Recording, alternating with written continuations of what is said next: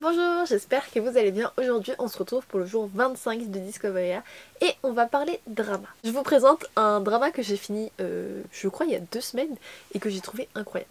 Bon, j'ai fait une pause parce que j'ai commencé un autre drama entre temps que je n'ai jamais fini, mais il est vraiment bien et du coup il s'appelle At a Distance, Spring Look. Non, Spring is Green. Le titre franchement il est vraiment long mais il vaut le coup.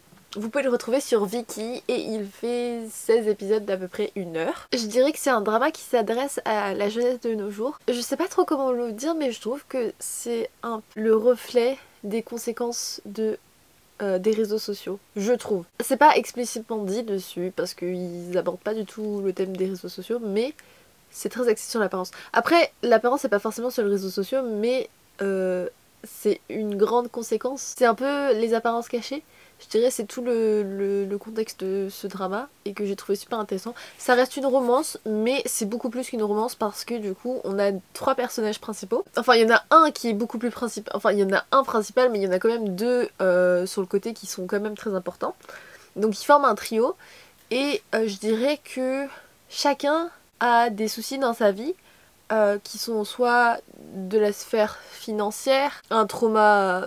Enfin, ils ont tous des traumas de leur enfance, mais vis-à-vis d'un manque de confiance. Et le dernier, je dirais pas que c'est un manque de confiance, mais le fait de ne pas avoir envie de paraître vulnérable. Si, c'est quand même un manque de confiance, mais non. La peur de ne pas être aimé par les autres. C'est ça que je dirais. Ça se voit que les personnages viennent de milieux différents et qui, de base, ne sont pas censés s'entendre, entre guillemets.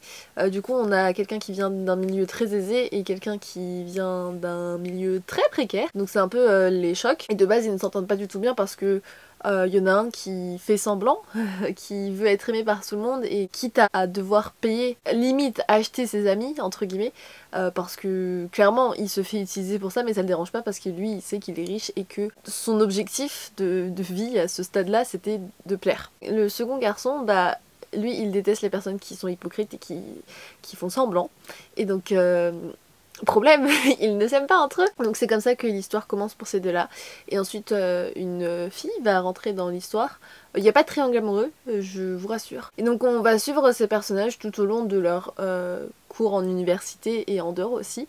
Et j'ai adoré le fait qu'on suive leur parcours et leur chemin vers une libération de leurs démons. Mine de rien, même si de base c'était mal parti, je trouve que chaque personne va aider l'autre à aller de l'avant, à aller mieux et à guérir de ses blessures. Et c'est tout un chemin et en fait j'ai beaucoup apprécié le fait que ce soit bien fait, que ce soit le reflet de la réalité dans le sens où c'est pas toujours une pente qu'on monte, peu importe comment elle est raide, il y a forcément des dénivelés, ça monte, ça descend, il y a des rechutes.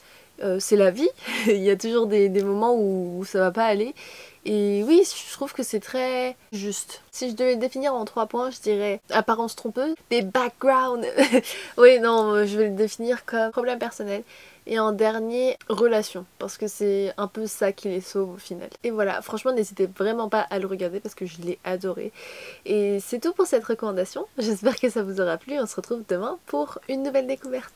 Bye bye. Time of the year now, you got people falling in love.